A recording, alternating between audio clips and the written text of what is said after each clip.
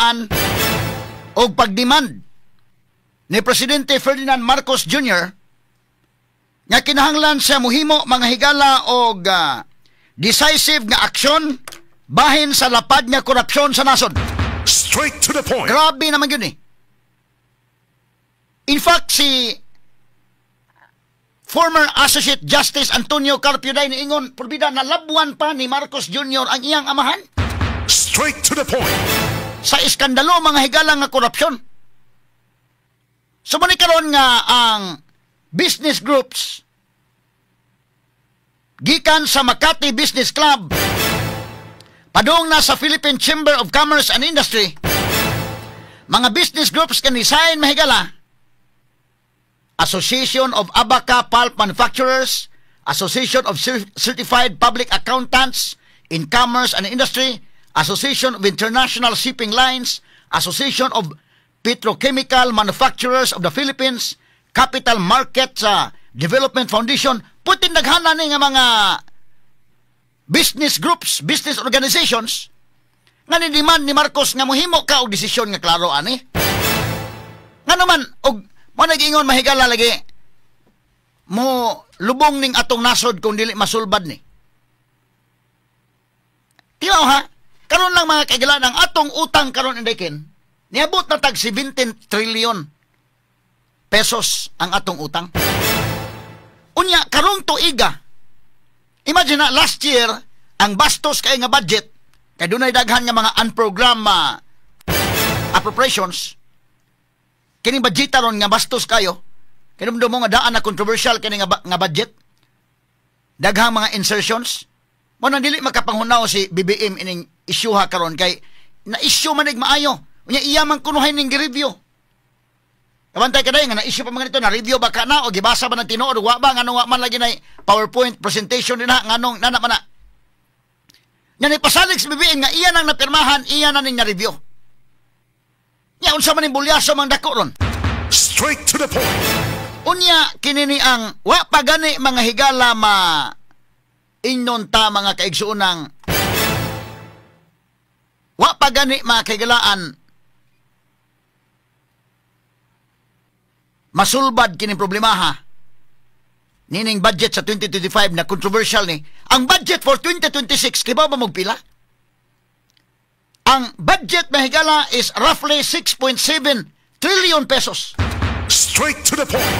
Ano naman ni day dapat mo break tagamay ba kay dako tag issue karong tuiga? Wa man oy tuloy-tuloy man. Last year, ang budget nato last year nga gi-implement karon 2025, ang gaa karon 2025 nga controversial naatay 6.3 kapin trillion pesos nga budget. 6.3 trillion. So mo, kung tagamay day, break sa tagamay day, atong hinahinayan na sa kay mga tao nakakuan, nakabantay na. Kaya pa baka nga ang para next year, 6.7 trillion naman noon. Grabiha mga tawhana, oy.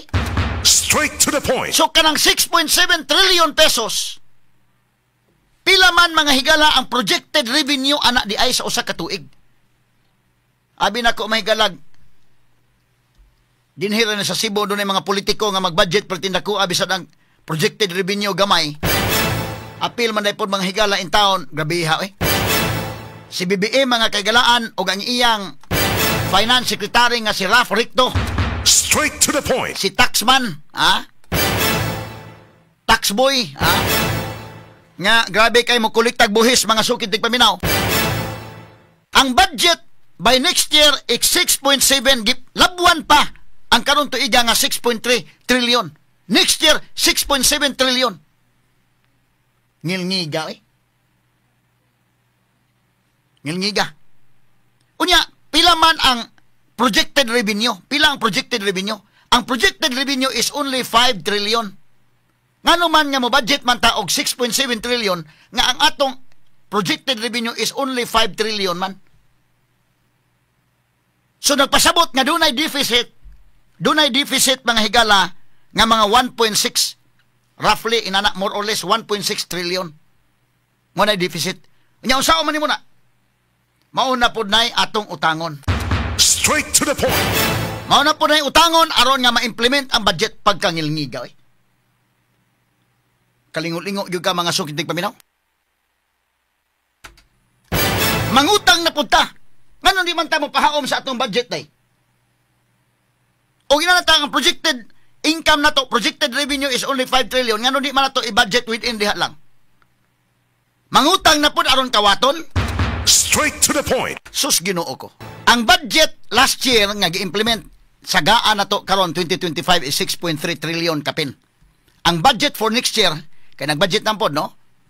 6.7 trillion. Dako pa noon na kuan pa man ning atong issue ron. Dapat ug taday ba nya mura man kag na sakpan man taron. Hinahinay lang sa ta kay murag nasakpan nga ang mga kwarta dai didto mas flood control project perti ano malusuha man. So minus flood control projects dai, i-minus ta lang sana, butan ta lang. Sumubos-ubos unta ang budget unta karon nga ato na sa pagamian ron be. Sus midako na mahinuog samot. Ha? Na 6.7 trillion naman noon. Unya ang projected revenue nato matag tuig mahigala is only 5 trillion. Sa lakto dunay mga 1.7 or 1.6 roughly 1.7 kay roughly man sad mahigala 5 trillion kapin-kapin.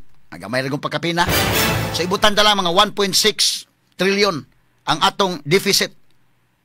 Kay roughly 6.7 trillion man ang budget. Sa to pa kanang 1.6 trillion kung imo na mahigalang utangon kay mangutang na puta mapuno na pud sa atong utang. Ha? Matay kay ingon ko day grabihan ning mga tawhana wa may kurat mangutang, ha? Wa may kurat mangutang kay.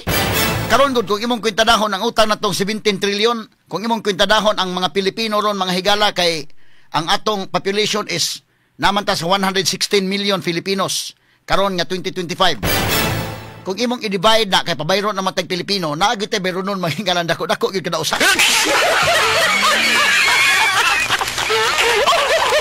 Nasa mga 150,000 day, more or less, mga 146 to 150,000 more or less.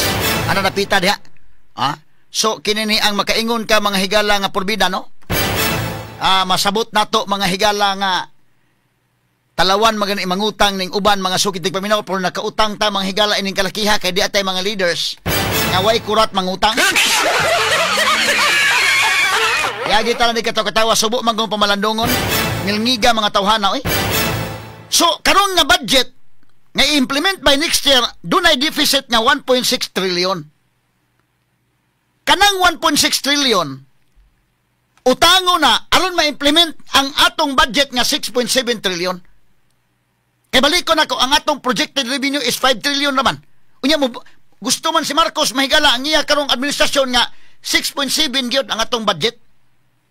Sa to pa nihimo ta og budget mo na kung ingon simple kay ba kung ang imong sweldo 10,000 nga nihimo ka mahigalag imong budget nga mo gasto ka og labaw ni anang 10,000 medyo apiki gyud.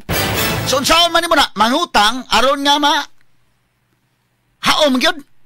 Mo nang ginahimo na turon sa Pilipinas. Laliman ka na kung imo nang utangon ang 1.6 trillion. Og imong i-divide na mga higala into 12 months kanang 1.6 trillion. Di man pwedeng gamiton nimo ang kinini ang kuan ana calculator mahigala nga kini sa cellphone kay may error.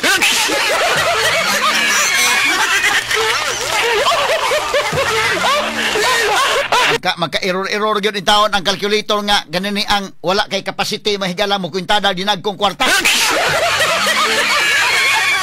Pero kung ato mahigala ang tinambanon kanang 1.6 trillion ug imong i-divide into 12 kay kanana ang 12 man ka buwan ang usa ka tuig. Ha? Ug imong i-divide na sa mga 133 kapin billion ang atong bayronon every month. Ha? Sa to pa natay bayronon mahigala nga 133 billion per month. Kung imong i-divide ng 133 billion into 30, kay 30 days man mga higala, na ay mo gawas na nga mga kay 133 god divided by 30, mga pila man. Nasa mga 4 billion kapin, 4.4 billion kapin matag adlaw.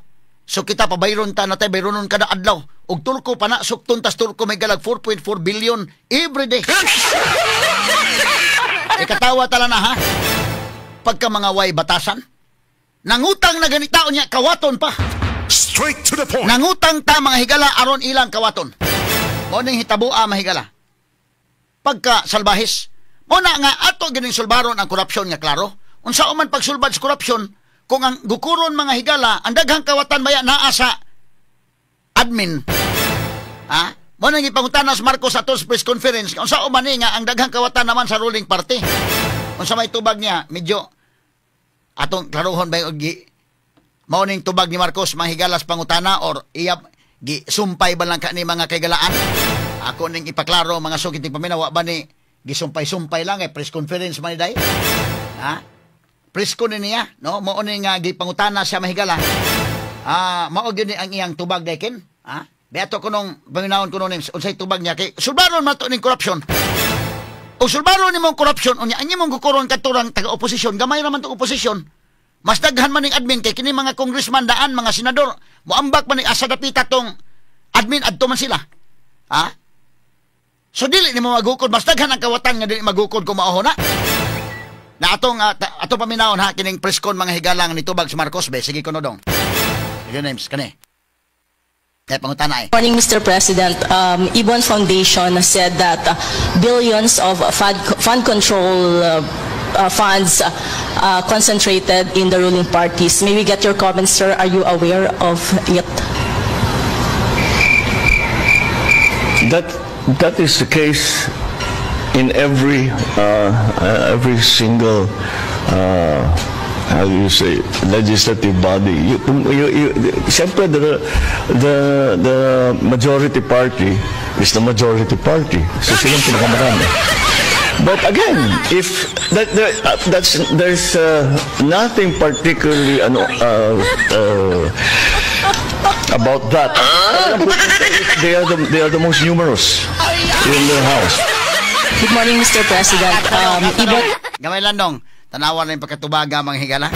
Ha? Nasa ruling party, sa man maghisgot ang corruption, kining flood control project, ang problema, daghan ang involved in nasa ruling party, nasa administration party day. Ang taga-opposition pila raman kabuk mapudyot ka ba ni mo diha? Kay ikaw, congressman, mahadlok man kakaron, man magkasabot kas mga congressman doon mo pasip-sip mga higala, pertig yung ka-admin kayo. Tanawa na god, kini mga congressmen, iniglahi na po yung presidente, hala, adto na po silang tanan day. Kung saan pagsulbad sa korupsyon anak kung ang gukuron kadto ra mga higalang oposisyon nga kasagaran ang pangutana ani sa journalist kasagaran sa involved mga higala ining flood control fund scandal naaman sa ruling party, naaman sa administration party, naaman sa kinabag-an. Sa itubag ni Marcos ang ruling party yung pinakamarami.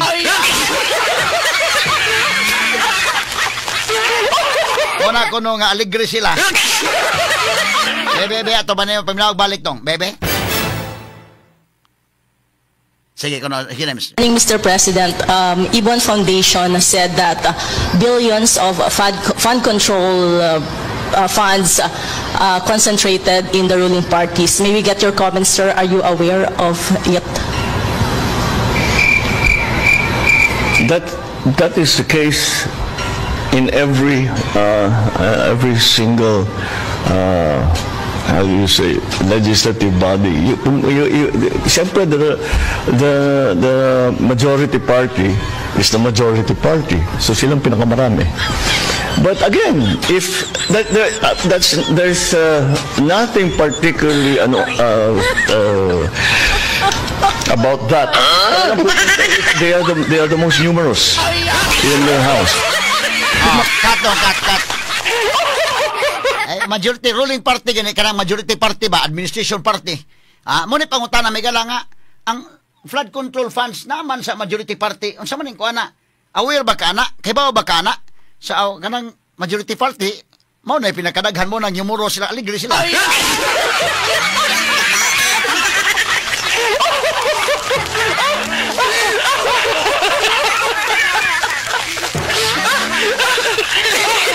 Medyo magkatawa masata ng kalakiha, may gala. Ato lang agi katawa mapaitaw eh.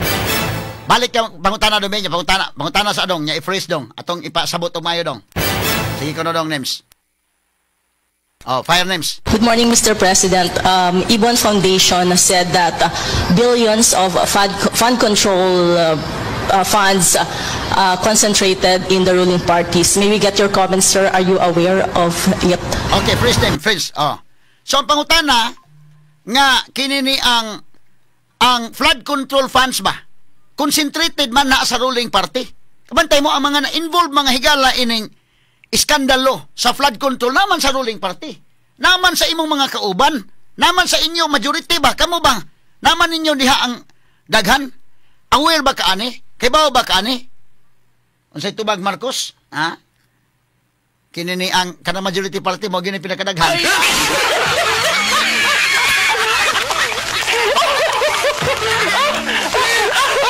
Ano kung ingon og ang imong gukuron mahigala nga oposisyon ra di kay masulbad ang problema sa nasod nga korupsyon. Kay og ikaw congressman, labi pagkawatan kang dako nga pagka-congressman, paniguro na lang yudaan og ambak ngadto sa administration. Mao man ay mensahe. Kay aron nga di ka maguko day. Kay gukuron man kag ngata ka sa oposisyon, gukuron ka man. Ala ambak ka ngadto sa administrasyon. Oh. So mo ni pangutana nga kay bao ba ka na nga ang iskandalo ining flood control project di aman sa naaman concentrated man sa ruling party. DY. Ang punto siguro niya natural nga kuan day kana na ang pero kini puntos babae ba nga kana na ang flood control project naaman sa kuan naaman sa ruling party naman sa majority party basin siguro og ang punto siguro niya inday kanya natural nang naa sa ruling party ang mga projects kay majority ana mga kaalyado Manila no. Wa lang siguro niya ma-expound, no? Unya ingon siya, yan, ang majority party may pinakamarami. Nya man they're the most kuan, aligre sila.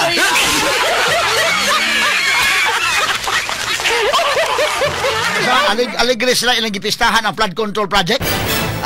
Atong balikon ko ng kuan dong, tubag dong. Sige, dong names. Sige names. Tubag ko no names. That is the case in every single how do you say legislative body. Siyempre the majority party is the majority party, so silang pinakamarami. But again, if there's nothing particularly about that. They are the most numerous in the house. Good morning, Mr. Sige, Katong. They're the most numerous in the house. Sila may aligri, pinaka-aligri na sa house.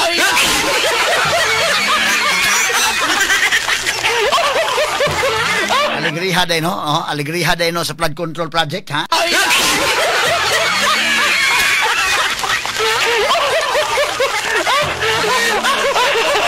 Makaingon sa ko sa double check ko na hadi names be og unsa baning pagkanga-kanga ni Marcos mao ba gini basig edit sana basig joke ra sa nang kuan ha ipaklaro kuno na be nga ngano man or kangaon gani siya day medyo kuan man gyud no kanga gyud sa taon ba kay di lang siya basin siguro og ang iyang pasabot siguro kay ginya man siya nga kanang ang ruling party ang majority party na aman ninyo na concentrated ng kuan kana na ang flood control project kinsa man ni mga congressmen nga involved niini mahigalang flood control project. Magikan Martin Romualdez ngadtong saldi ko og tanawa kinsa man ni mga involved be nga mga congressmen naa sa ruling party naa sa majority party.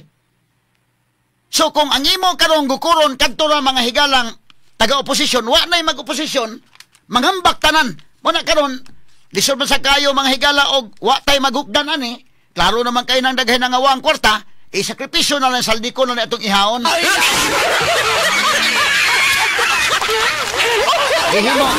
Gihimo mga higalang sacrificial lamb kunuhay nila sa ilang bahin sa saldi ko. Kay kangang magwatay kuha ni ron. Si Martin Romualdez may gala. Mo'y ningadto mga kagalaan sa ICI, Independent Commission for Infrastructure. Mura pa hinog siya may nahiro. Pastilan. O ni mga higala nga ug tinud-on sila dahil magpasabot sad nga mahurot silang sakop sa mayorya.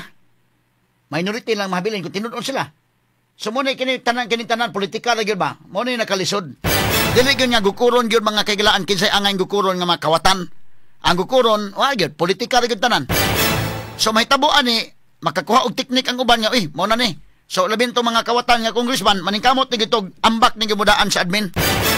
Para nga dili mo maapil sa investigation. Ang ilang gukuron mahigala kanila man ko na kabantay ka. tanawa ko ng pattern sa Senate. Kabantay mo sa pattern Senate. Ang mga senators, kung tinuod na silang mga kawatan ng mga na-mention, okay. Pero tanawa ha, ang minority rin na-mention, kining 9 ka mga senators nga di as minority. Kadto mahigalang majority, nabay na-mention bisag usa nila? Be, nabay na-mention bisag usa nila? So, ang pattern medyo lahi na. Karon sundan ta ni mga sukitig paminaw. Lakip na usab natong sundan kining isyu sa ICC kang presidente Rodrigo Duterte unya lang sa pagbalik kay murag apikin nito sa oras.